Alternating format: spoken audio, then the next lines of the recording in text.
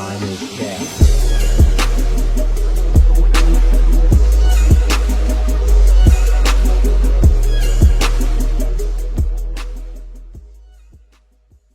Shout out to Hello Yasin, and most importantly, Morsim, shout out to y'all for tapping in. This video is the rapper who confessed to a forgotten murder after 17 years.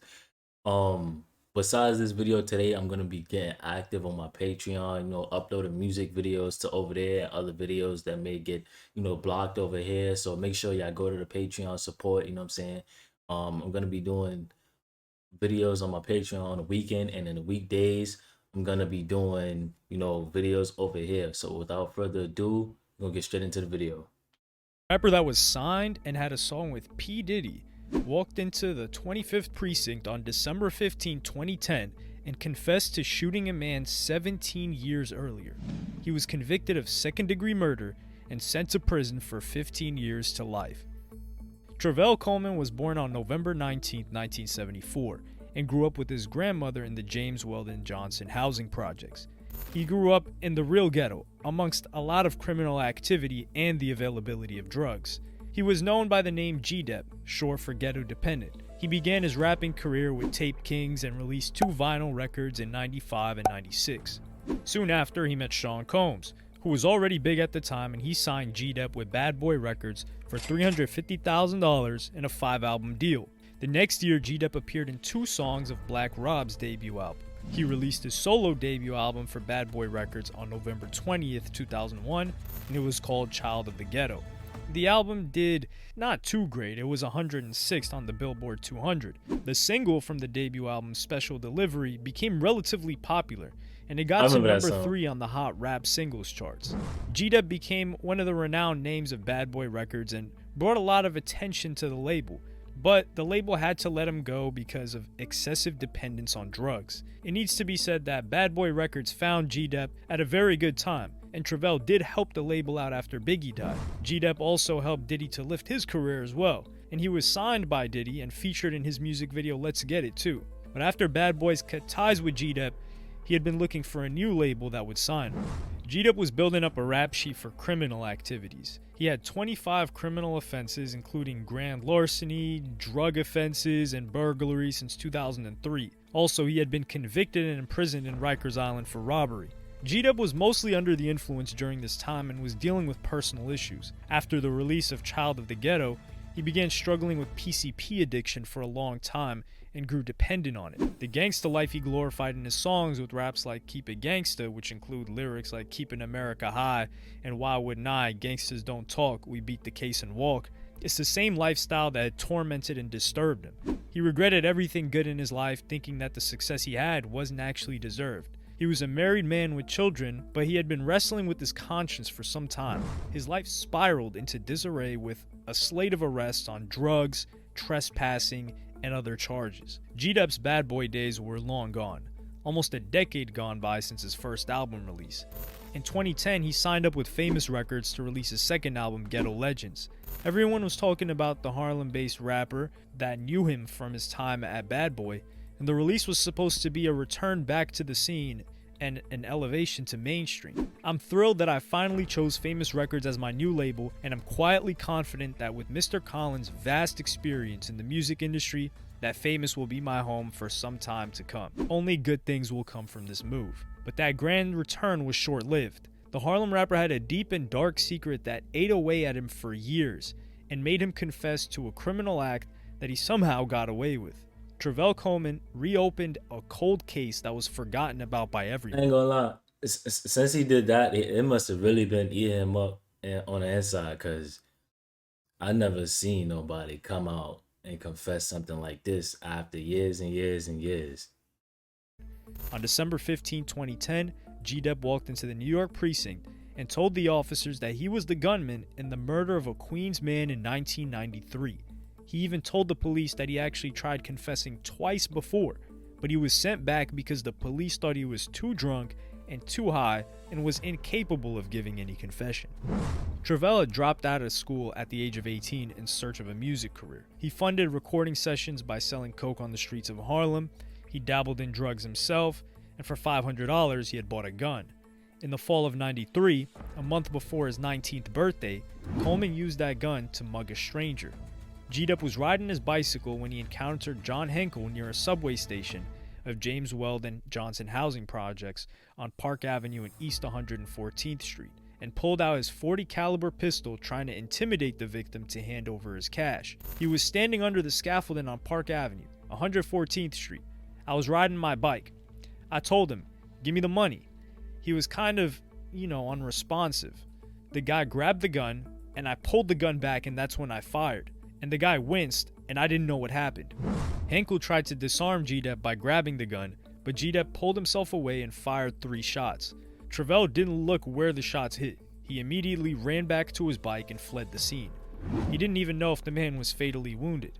He went around the block and came back after a while and looked from afar to see that there was a crowd with police vehicles standing by.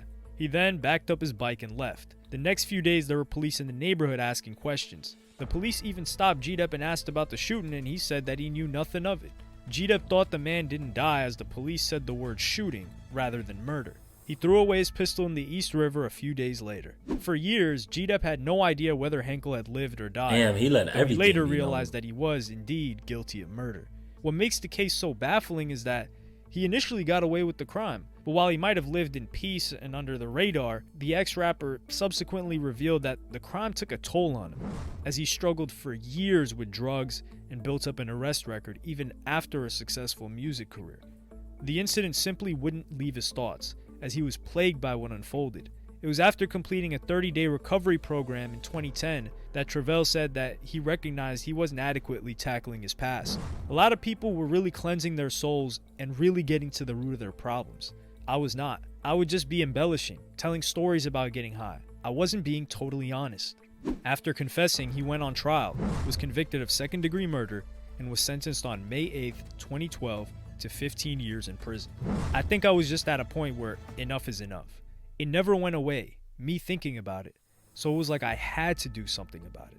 His confession even disturbed the family of the victim, because it brought back a lot of bad memories. The admission reportedly even led family members of Henkel to criticize G-Dep for speaking out, saying that the revelation brought painful memories back to the surface. G-Dep felt that admitting the crime was the right thing to do, with his attorneys acknowledging at the time that many thought the decision was foolish. Conscience drove him to do something. He thinks he did the right thing, his attorney told the Associated Press. There's a lot of people who think he's a fool for doing this. He doesn't think he's a fool. He says this has been like a blessing. It saved his life. I couldn't move on and keep trying to satisfy myself if I didn't deal with that, he told XXL in a jailhouse interview. I didn't know what was going to be the outcome, but that was the only way I knew to deal with it. The victim had grabbed the rapper's .40 caliber gun and he pulled it back and fired at the man 3 times. G-Dep told authorities in a recorded statement played during his trial. After the gunfire, he said he rode off on a bicycle, unsure whether he had been struck. G-Dep didn't testify at his trial. Authorities paired his account with the 1993 death of Henkel, aged 32. He was shot 3 times with a .40 caliber gun at the same corner in October of 1993 when G-Dep was nearing his 19th birthday. The more you study the evidence, you'll see it just matches up too greatly for coincidence. However, G-Dep's lawyer questioned whether the police had made the correct match. He pointed out differences between G-Dep's statement and Henkel's shooting, such as the rapper's claim that the shooting occurred in February or March, rather than the fall, and his description of the victim as blonde and clean-shaven, although Henkel had brown hair and had facial hair. The rapper claims he has no way of knowing whether Henkel was the man he shot. According to the lawyer, he eventually filled in some of the specifics with the information provided by the police. G-Dep turned down a plea bargain in exchange for a guaranteed 15-year-to-life term, which is now the bare minimum he faces. Regardless, he remains convinced he did the right thing by coming forward. He has a conscience and a heart, and his conscience and his heart brought him to where he is today, his lawyer said after court. Yo, let me know, would y'all do this if y'all was in his shoes? Like, would y'all do this and go to the police station and tell them that y'all did this? Or would y'all just let it ride out until, and I'm saying basically take it to the grave? He's probably making the most powerful statement of a rapper that his era can make, which is to be accountable and to do the right thing. After signing up with Bad Boys, Travell had a daughter and a girlfriend, but after that relationship ended, he met Crystal Sutton at a club. The couple was married in 2004 and had twin boys. He had experienced fame, fortune, and a family, but his guilt was eating away at him. It Yep. seemed like it just wasn't fair for me to be happy, he said. I used to curb my happiness, like just, wait a minute, I'm smiling too much. I'm laughing too much. I felt like I couldn't really tell anybody. I didn't want them to be involved. Burdened by what happened, his music suffered, and Diddy dropped him from his bad boy label. It probably was the drugs, he said. I was just knee deep in trying to medicate myself and not feel, and numb myself to whatever I was dealing with. After he confessed his crime, his family was in disbelief. I was like, no, that's not Travell. That's not even in his character to do that. He's a kind, loving person. After the case was made public, Diddy talked about it in December of 2010 on Sirius XM Radio Shade 45. G-Dep is one of the nicest artists I ever worked with. You could always feel like something was troubling his soul because he was real quiet. But he's the type of guy who wouldn't hurt a fly. He did the right thing and manned up to it. But my prayers go out to him. He had a real bad drug problem, and that could have caused that situation. The editor-in-chief of GQ served as the jury foreman in the murder trial of John Henkel and has written about the case. You have to concede that the man probably lived in a jail in his house in his head for 18 years. The hard part about this case is that it involves a guy who didn't really need to come forward. Who did? I mean, he needed to come forward for his conscience, but we were wrestling with this as jurors because we kind of thought, why did you come forward? Our mission is very, very specific. Is That's this a guy fact, guilty? though. And I wrestled with that because I knew he was. I just didn't almost feel worthy of passing judgment on this guy. He did kill. I don't go into this with rose-colored glasses. I completely understand that for the people who knew John Henkel, it's a different story, and we have to keep that in mind. The jury found him guilty of second-degree murder, and on May 8, 2012, he was sentenced. He was 38 years old. The case of Travell Coleman has haunted me, Nelson said. I think the guy got a bad shake. I think he did something honorable and society punished him for it. Travell separated from his wife in 2008, but Sutton said she's still standing by him. She said she's still in doubt that her husband shot Henkel, but is now a different man. It's a different Travell to me, not on drugs. He feels freer, and you can tell by talking to him. He sounds a lot better, like the Travell I first met, caring, loving, trying to do what he can. So 12 years after the verdict was given against G-Dep, the assistant district attorney of the case made a request to pardon him from his imprisonment, saying it was too harsh. He reached out to a clemency attorney at City University, and after that clemency attorney, Steve Zeidman, sent a letter to the judge of the Coleman case, he learned that the judge had already reached out to the current state governor. Currently, Travell is married to Letitia Evans at the moment, and they've been married for 6 years, exchanging vows at Elmira Correction Facilities. Coleman's wife is also a rapper known as Hustle Bunny.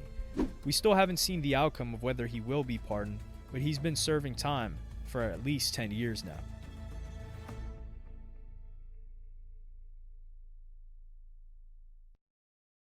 Man, I guess that's a special delivery for y'all. Let me know what y'all do in the comment section down below. With that being said, I appreciate y'all for the love and support. Love is love, and I'm going to catch y'all in the next video.